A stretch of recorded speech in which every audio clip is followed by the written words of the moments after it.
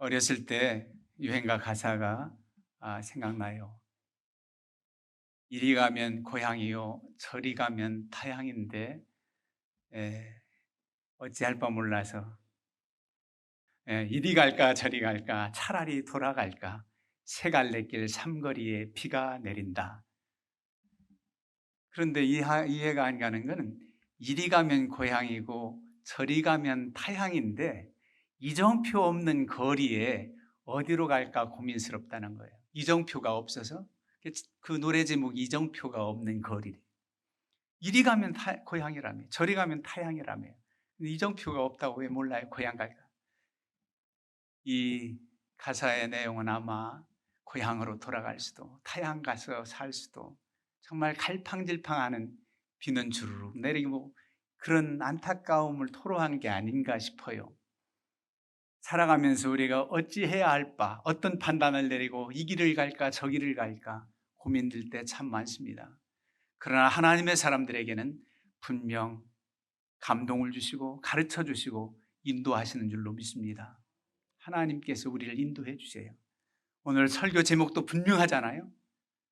애굽으로 내려가지 말라. 애굽으로 내려가지 말라. 애굽 이집트요. 이렇게 이삭에게 지시하셨는데 확실하게 내려가지 말라 말씀을 하셨어요. 얼마나 시원해요. 하나님의 자녀들에게 이런 확실한 응답을 주신 하나님께 감사드리지 않을 수가 없습니다. 우리 어렸을 때는 그게 알지도 못하고 물건이나 사람을 찾을 때 손바닥에 여러분들 그렇게 해보셨습니까? 지금 아이들 같으면 어우 비위생적이야. 침을 딱 뱉고 탁 치면은 침이 많이 튀기는 쪽으로 그쪽에 누가 있나 보다. 그쪽에 내 물건 잃어버린 거 있나 보다. 그걸 침점이라고 해요. 아주 전문화 속에 살아갔어요. 침점 생각나요? 다 해보셨나 보네. 요즘 청년들은 모르겠지만. 그렇게 몰라서 50%의 확률인가요? 여러분, 우리는 주 안에서 답답하지 않습니다. 하나님의 은혜 가운데 응답이 없으면 여러분들이 기도하면서 맡기고 나아가면 돼요. 잘못 나아갔다면 내비가 또 수정이듯 합력하여 선을 이루게 하시고 하나님께서 더 좋은 길로 인도하시는 줄로 믿습니다. 염려할 것 없어요. 오늘 본문에 보면 아브라함 아버지 때에 가나안 땅 약속의 땅에 첫 흉년이 들었더니 이 아들 이삭 때에도 또 흉년이 들었다는 겁니다. 여러분 약속의 땅 가나안은 그저 젖과 꿀이 흐르는 그 가나안 땅은 모든 것이 형통하고 어려움이 없어야 되는데 흉년이 들었단 말이에요. 아브라함이 어디로부터 온 사람입니까? 저 지금으로 말하면 이라크 그 위쪽 쿠웨이트 그쪽에서 아버지 갈대아 우르를 아버지 데라가 떠나서 하란 땅으로 왔었잖아요. 하란 땅에서 아브라함을 부르세요. 내가 지시하는 땅으로 가라. 그래서 조카 롯과 함께 내려오고 남방으로 내려와서 가나안 땅에 정착해서 살아가는 겁니다. 근데 그 땅의 흉년이 아브라함 때도 들었었단 말이에요. 이게 첫 번째 흉년 얘기가 나오잖아요. 지금 이삭 얘기인데 그때 아브라함이 어디로 갔습니까? 이집트로 내려갔지요. 흉년 들었으니까 애굽 나라로 내려갔단 말이에요. 근데 거기에서 아주 큰 어려움을 당해요. 아리따운 아내 사레가 바로 왕한테 일시적으로 빼앗기는 그런 어려움을 당합니다. 그리고 하나님께서 극적으로 역사하셔서 그를 다시금 이제 돌아올 수 있도록 했지만은 그런 실수가 있었어요. 근데 오늘 5절에 보면은 그래도 아브라함이 하나님의 순종하고 말씀 순종하고 명령과 계명을 지키고 법도를 지켰다. 내 아버지가 그랬다. 그렇게 기록하고 있어요. 그러면 아브라함의 첫 흉년 때에 아브라함이 이집트로 가게 된 것은 하나님의 뜻이었을까? 근데 그 본문을 창세기 12장 보면 자세하게 나오지 않았어요. 아브라함들아 너 흉년 들었으니 이집트로 가라. 가지 말라. 이런 말씀이 없어요. 그냥 본문은 아브라함이 그 땅에 흉년이 들어 이집트로 갔다는 겁니다. 그러면 난 아브라함의 실수라고 생각해요. 분명 하나님께서 그 땅, 약속의 땅, 거기 거주하면서 살라고 했습니다. 그런데 변수가 생겨서 가뭄이 들었다면 하나님 이 땅이 가뭄이 어려워서 이렇게 이집트로 가려고 하는데 어떻게 하면 좋을까요? 물음은 없어요. 묻지 않고 갔다가 아주 호되게 어려움을 당하는 그런 일을 보게 됩니다.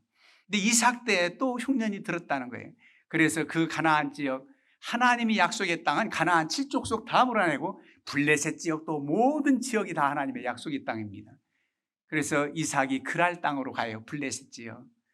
그쪽에서 이제 지내면서 지나는 동안 그랄 목자들이 얼마나 심하게 방해하고 그렇습니까? 우물을 파면 빼앗고 패앗고. 그래서 부엘세바로 이주해서 오는데 그때 하나님께서 이삭에게 주시는 말씀이에요. 가뭄이 들었을 때 이삭도 소문은 들었겠지요. 이집트 가면 참 풍요로운데, 나일강의 삼각주 너무너무 잘 사는 나라인데 그곳으로 가서 좀 살다 올까 했을 텐데 하나님께서 이삭에게는 분명히 말씀하잖아요. 오늘 본문에 이삭에게 나타나 이르시되 애굽으로 내려가지 말고 내가 네게 지시하는 땅에 거주하라. 그 지시하는 땅은 그 지역입니다. 가나안 땅 떠나지 말라는 거예요. 그래서 그날 지내다가 이제 부엘세바 그곳에서 이삭이 정착해서 살아가는데, 부엘세바는 7 우물이라는 뜻도 있고 약속의 우물이라는 뜻이 있어요. 부엘하면 우물이고 세바하면 7이라는 수가 되고 맹세라는 뜻도 있어요. 약속의 우물, 이 부엘세바에 정착합니다. 아브라함 그렇게 했죠. 그래서 이제 이삭도 거기서 또 정착하게 됩니다. 아브라함은 이제 애굽 나갔다 올라왔을 그 후에는, 그런데 이삭은 이 말씀대로 순종을 했다는 거예요. 이집트 안 내려갔다는 겁니다. 그랬더니 하나님께서 이삭에게는 어떻게 많은 축복을 주셨는지 26장 12절 한번 보세요. 이삭이 그 땅에서 농사하여 그 해에 100배나 얻었고 여호와께서 복을 주셨다 그랬습니다. 하나님의 약속의 말씀을 믿고 어려움도 극복하면서 그 해에 100배나 더 얻었다, 그렇게 기록하고 있습니다. 그러니까 우리가 하나님을 의지하며 믿음으로 살아가느냐, 또 말씀 주시고 응답 주셨을 때 순종하느냐, 거기에 우리의 복은 달려 있습니다. 하나님을 얼마나 의지하는가, 하나님이 말씀을 주셨다면 그 말씀을 순종하며 살아가는가. 이스라엘 백성들을 향해서도 하나님께서 선지자를 통해서 말씀을 주셨어요. 분명히 이집트로 내려가지 말라는 겁니다. 히스기야 왕 때는 이사야 선지자를 통해서 이집트에 내려가지 말라는 거예요. 도움을 구하러 애굽으로 내려가는 자들은 화 있을진저 그들은 말을 의지하며 병거의 많음과 마병의 심히 강함을 의지하고. 이집트 나라 가서 마병의 도움을 좀 요청할까? 외교적으로 하면 아주 지혜로운 방법 같기도 해요. 북쪽에 아수르가 쳐들어오니까 이 이스라엘 나라 유다 입장에서는 혼자 당해낼 수가 없으니까 남쪽에 이집트 나라의 도움을 얻어서 좀 버텨볼까, 그런 생각을 하고 이집트로 보내려니까 하나님이 막으시는 거예요. 히스기야가 나중에 하나님을 정말 의지해서 하나님께서 아수르 대군 18만 5천을 물리쳐 주시지요. 마병이나 다른 것 의지하지 말라. 오늘 우리에게 주시는 말씀은 하나님을 먼저 의지하라는 겁니다. 세상적인 방법, 인간적인 생각을 앞세우지 말라는 거예요. 그게 바로 우리에게 주는 교훈입니다. 그런가 하면 예레미야 선지자 때에도 그러잖아요. 요즘 새벽마다 예레미야 선지서를 보는데, 예레미야 때는 하나님께서 어떤 말씀을 그 백성들에게 주셨느냐면, 이미 이 기울어진 나라 패망할 수밖에 없고 남방 유다가 바벨론의 삼킴을 당하면 식민 통치를 받아 70여 년을 그렇게 살아가야 된다는 겁니다. 포로로 잡혀간 사람은 그 땅에서 농사 지으면서 하나님의 때를 기다리며 잘 적응하고 살라는 거예요. 포로로 잡혀간 이들, 바벨론 땅에 포로로 잡혀가서 얼마나 회개하고 열심히 하나님 뜻을 다시금 회복하길 원합니까? 그런데 자그마치 70년이, 우리나라 일제 치하의 36년의 배가 되는 세월을 바벨론 포로로 잡혀가는데 그렇게 살라는 겁니다. 그래도 하나님께서는 그들을 계속해서 함께 하신다는 뜻으로 에스겔 선지자를 함께 포로로에 보내서 말씀을 주시잖아요. 놀라운 은혜입니다. 그리고 식민 통치받는 이스라엘 백성들, 그 땅에 남아있는 자들, 농사 짓는 사람, 이런 사람들은 순응하며 살라는 겁니다. 이제는 회개하고 돌이켜도 이미 때는 늦었어요. 바벨론에게 점령을 당한다는 겁니다. 예레미야가 이 시드기야 왕 마지막 때 이런 선포를 하니까 어떻게 나라가 패망한다고 그렇게 말할 수 있냐면 얼마나 많은 고통을 받았습니까? 많은 핍박을 당했지요. 그래도 하나님의 뜻을 선포하지 않으면 안 됐기에 이제는 순응해서 살아라 그랬어요. 그랬더니 일부 하나님의 뜻을 저버린 사람들은 말씀을 불순종해요. 요하난 같은 사람, 이스라엘 백성들을 이끌고 끝내 이집트로 끌고 갑니다. 이집트에 끌려가서 어떻게 됩니까? 예레미야를 통해서 주신 하나님의 말씀은 이와 같습니다. 예레미야서 42장 18절 22절 이하에 만군의 여호와 이스라엘 하나님께서 이와 같이 말씀하시되 나의 노여움과 분을 예루살렘 주민에게 부은 것 같이 너희가 애굽에 이를 때에 나의 분을 너희에게 부으리니 너희가 가정함과 놀램과 저주와 치욕거리가 될 것이라. 너희가 다시는 이 땅을 보지 못하리라 하시도다. 하나님께서 경고해요. 피해봤자 아무 소용이 없다는, 거기에서 당한다는 거예요. 오히려 너희를 보호해 줬던 이집트까지도 멸망시킨다는 거예요. 사실상 역사적으로 바벨론에게 이집트도 침공당합니다. 하나님을 의지하라는 거예요. 마병을 의지하고 인간적인 방법을 먼저 앞세우지 말라고 그렇게 말씀합니다. 다 이렇게 하나님께서 시원하게 말씀을 주시고 인도하시는데도 불순종으로 나아가면 하나님의 은혜를 입지 못합니다. 당장 기근이 들었다고 어렵다고 그냥 피해서 안 된단 말이에요. 여러분, 놀라운 것은 야곱 때입니다. 야곱의 때에도 이집트와 연관이 됐어요. 왜? 그의 아들 11번째 아들 요셉이 잘 돼서 이집트 나라의 총리 대신이 됐을 때 가나안 땅은 흉년이 들었잖아요. 그 당시에 가나안 땅뿐만 아니라 온 주변, 오늘로 말하면 중동, 아프리카 지역이 기근이 들었다고 봐요. 그러나 요셉을 통해서 하나님께서 주신 지혜는 7년 풍년 들었을 때 곡식을 잘 창고를 많이 지어서 저장한 다음에 흉년 7년의 때에 풀어서 살리라. 주변국까지도 살리게 되잖아요. 야곱 집안도 이집트로 곡물을 수입하러 그의 형제들이 갔잖아요. 그 역사적인 일입니다. 그때 요셉이 초청을 해요. 효도하는 마음으로 아버지가 모두를 다 초청합니다. 얼마나 반가웠겠어요. 야곱이 너무너무 죽은 줄로 알았던 요셉을 다시 만나게 되니 이제는 만나고 죽어도 여한이 없겠다 그랬겠지요. 이집트 왕이 파라오가 보낸 수레를 타고 다 해서 70여 명 가족이 다 이집트로 이민을 갑니다. 고센 땅에 살게 되지요. 그런데 무조건 애굽 나라 요셉이 초청한다고 내려갔겠습니까? 야곱은 좀 달랐어요. 야곱이 이 전가를 들을 때 요셉의 초청을 받을 땐 헤브론에 살 때예요. 근데 헤브론에 살 때 헤브론에서 브엘세바까지 멀지 않습니다. 아버지의 고향, 자기가 야곱 거기에서 지내다가 그 브엘세바에서 형의 미움을 사서 하란 땅으로 도망쳤을 때도 브엘세바입니다. 그곳에서 하나님 앞에 제사를 드려요. 하나님 앞에 제사를 드리고 하나님 어떻게 하면 좋을까요겠죠. 내 아들 요셉이 살아서 총리 대신에 돼서 나를 초청하는데 무조건 그냥 달려가는 게 아니에요.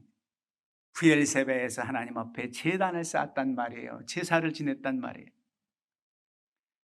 하나님께서 응답을 주십니다. 야곱아, 야곱아, 내가 여기 있나이다. 하나님께서 말씀합니다. 나는 하나님이라, 내 아버지의 하나님이니 애굽으로 내려가기를 두려워하지 말라. 내가 거기서 너로 큰 민족을 이루게 하리라. 내가 너와 함께 애굽으로 내려가 있고 반드시 너를 인도하여 다시 올라올 것이며 요셉이 그의 손으로 내 눈을 감기리라. 이런 응답을 주셨어요. 애굽 너 내려가기 두려워하지 마. 내가 너와 함께 가겠다. 내 아들 요셉이 내 임종을 지키며 내 눈을 감긴다. 여러분, 야곱이 고민스러웠던 것 다 해결되는 응답이에요. 왜냐하면 이집트로 가서 계속 살길 원하지 않고 미리 조상 할아버지 아브라함, 이삭 때에 주신 약속의 땅 가나안 땅, 아무리 이집트가 좋아도 그곳으로 돌아가야 되는데 분명 돌아오게 하겠다는 겁니다. 그리고 사랑하는 아들을 상봉해서 죽음을 지켜보는 은혜를 얻게 하겠다는 겁니다. 그럼 뭐가 들어올 게 있어요? 그래서 기꺼이 애굽 내려가기를 주저하지 않았던 겁니다. 여러분, 하나님께서 설교 제목이 애굽으로 내려가지 말라 제목은 잡았지만은 무조건 애굽을 내려가지 말라는 뜻은 아니잖아요. 그때그때마다 달라요. 이삭을 막으셨고 야곱 허락하셨어요. 하나님께서 막으시고 허락하셨어요. 그런데 야곱을 허락하실 때 하나님이 얼마나 기뻐하셨는지 응답 주실 때 야곱아 야곱아 이렇게 2번 부르세요. 야곱아 야곱아 내가 여기 있나이다. 여러분 야곱아 야곱아 2번 부르셨다는 것은 정말 사랑하는 내 제사를 내가 받았다. 내 예배를 받았다.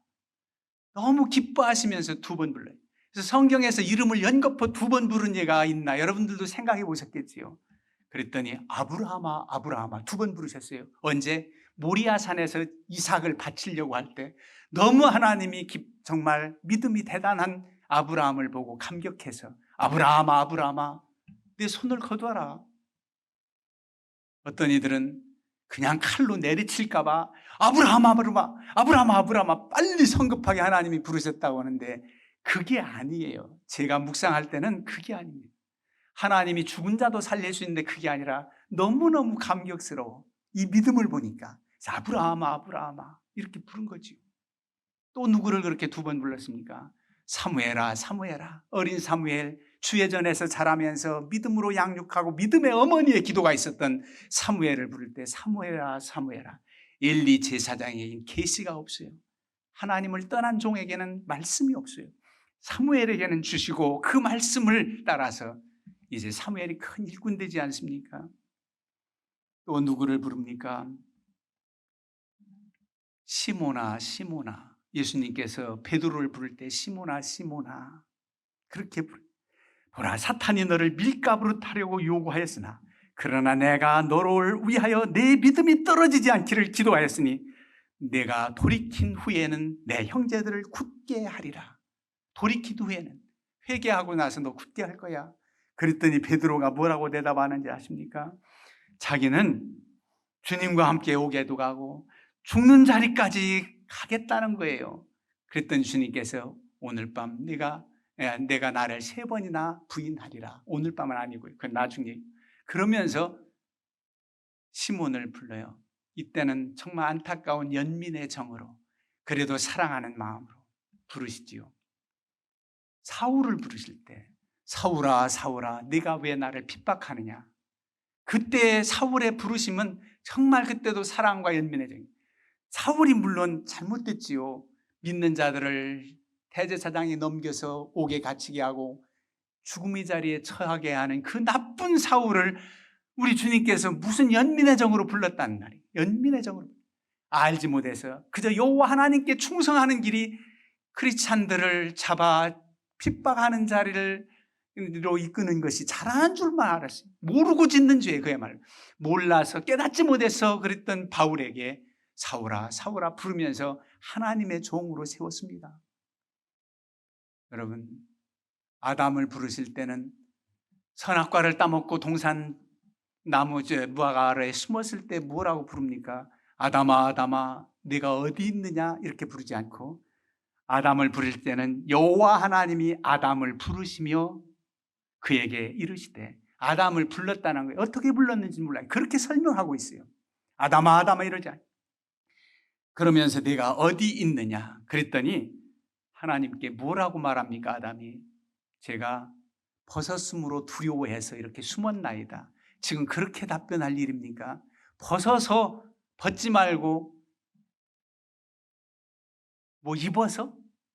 그런 뜻이 아니에요. 사실은 아담이 고백할 것은 하나님 따먹지 말라는 선악과를 먹고 두려워서 숨었나이다 해야 되는데 그건 딱 스티미를 떼고 벗었으므로 두려워하여 숨었나이다. 엉뚱한 대답을 해요. 이러면 회개할 기회를 잃어버려요. 참 안타깝지요. 여러분 하나님께서 너무나도 사랑스럽고 여러분들을 다시금 만지셔서 주의 일꾼으로 세우려고 부르는 부름의 음성 내 이름을 2번 부르신다면 그런 마음에 사모하는 마음이 오늘 한번 자기 이름을 2번 불러볼까요? 시작하면 자기 이름 2번 연거푸 불러보세요. 하나님의 음성으로 듣고 시작. 재미나 재미나 왜 이렇게 나만 크게 들리지요? 마이크를 재미나 재미나 이렇게 부르신다면 얼마나 좋을까. 그래요. 하나님께서 우리를 그렇게 인정하시고 사랑하셔서 응답 주실 때 이렇게 부르시고 그래서 가라 하면 가고 가지 말라 하면 가지 말면 돼요. 안 가면. 그게 바로 순종입니다. 무슨 인간적인 방법으로 도움 구하려고 이집트 애교? 그런 거 생각지 말라. 그렇게 생각지 말라. 하나님을 먼저 의지하는 거예요. 우리가 준비할 게 있긴 있어요. 때로는 전쟁을 위해서 마병을 예비합니다. 그러나 이김은 여호와께 있느니라. 승리는 하나님께 있어요. 하나님을 전적으로 의지하라는 말입니다. 그런데 여러분, 오늘 설교 제목은 애굽으로 내려가지 말라고 이삭에게 주신 말씀 순종해서 이렇게 한 말씀인데, 애굽으로 또 내려가라는 말씀도 있어요. 다른 누구도 아는 예수 그리스도의 육신의 아버지 요셉에게, 마리아의 남편 요셉에게 꿈의 현몽에서 어린 아기 예수님을 데리고 이집트로 피난하라는 거예요. 이집트로 내려가라는 거예요. 여러분, 하나님께서 그를 보호할 수가 없어서 이집트로 피난 가라고 했겠습니까? 숨을 곳이 없어서. 그것도 어느 헤로드 왕이 질투해가지고 왕이 태어났다니까 아기 예수를 잡아 죽여라 명령 떨어졌지만 얼마든지 눈을 가리실 수 있어요. 롯의 집에 찾아온 그런 불량배들도 눈이 어둡게 해서 문도 못 열었는데 하나님이 보호하시고자 하면 이집트까지 피난할 필요도 없겠지요. 그런데 이집트로 피난하라는 그 먼 길을, 여러분, 예수님은 왜 이런 애굽 나라로 가게 하셨을까? 만왕의 왕 되신 예수님의 고난은 십자가에 달려서만 고난이 아닙니다. 인간의 몸으로 이 땅에 오셔서부터 고난이에요. 유복한 집도 아니고 어려운 집에서 태어났, 그 가정을 택했어요. 요셉과 마리아의 가정에서, 목수의 집안에서. 임신 중에 먹고 싶은 거 마음껏 먹을 수 있었을까 생각을 해봐요. 그때 고난, 만삭이 돼서 그렇게 베들레헴까지 이동을 하면서 얼마나 힘들었을까. 마리아도 힘들었겠지만 얼마나 아기 예수, 인간 예수님이 힘들었을까. 말구유에서 태어난 일, 그리고 어린 그 몸으로 이집트까지 피난 가야 했던 그 모든 일들이 고난입니다. 그런데 저는 생각해 봅니다. 애굽 나라 의지하지 말고 가지 말라는 메시지가 참 많이 있지만 예수님은 특별히 이집트로 가서 숨어 지내다가 헤롯 왕이 죽은 뒤에 다시금 돌아와 나사렛 예수가 됩니다. 그런데 그 예수 그리스도가 어떤 이들은 오늘날 2000년이 흘렸다고 역사적인 예수님을 부인합니다. 정말 사실 예수님이 그랬을까? 여러분, 그래서 저 이방 나라 이집트 나라를 택해서 피신한 게 아닌가. 이스라엘 지역이 아니고 먼 곳입니다. 거기 성지순례를 가면 예수님의 피란교회가 있습니다. 예수님의 피란교회, 아부사르가 교회 이렇게 불러요. 전부 이집트 나라가 이슬람권이 돼서 90%, 95%가 다 이슬람 교도들인데 그 예수님의 피란교회 중심으로 해서 곱틱, 여러분 들어보셨죠? 곱틱 종교 기독교인들이 있습니다. 5% 정도. 그러면서 지금까지도 그 피란교회 거기가 성지 순례길이고 거기 방문하게 됩니다. 아, 역사적인 예수 이곳에 오셔서 한 나라의 왕이 아니라 온 세상을 품으실 왕, 이방 나라에 이렇게 오신 사건을 통해서 역사적인 예수, 그 역사적인 예수님을 믿는다면 그분이 행하신 모든 기적과 표적과 이적, 십자가 사건과 부활을 믿지 않으면 안 될 그 증명을 이집트 땅에서도 증명해 주시는 뜻이 있지 않았을까, 그런 생각을 해봅니다. 그래서 하나님께서 때로는 막으시고 때로는 허락하시고 그리고 또 지시하신다. 그 말씀대로 우리는 행하면 됩니다. 여러분 답답해하지 마세요. 하나님 말씀을 이미 주어졌습니다.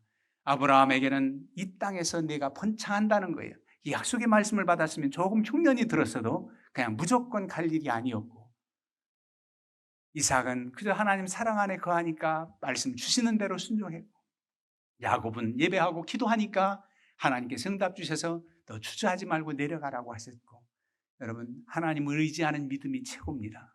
그리고 하나님을 의지하는 믿음 따라서 말씀 주시걸랑은 순종해야 돼요.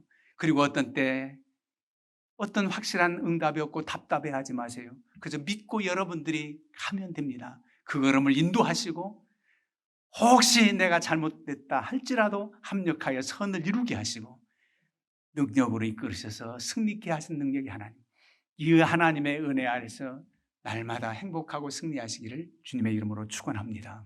아멘.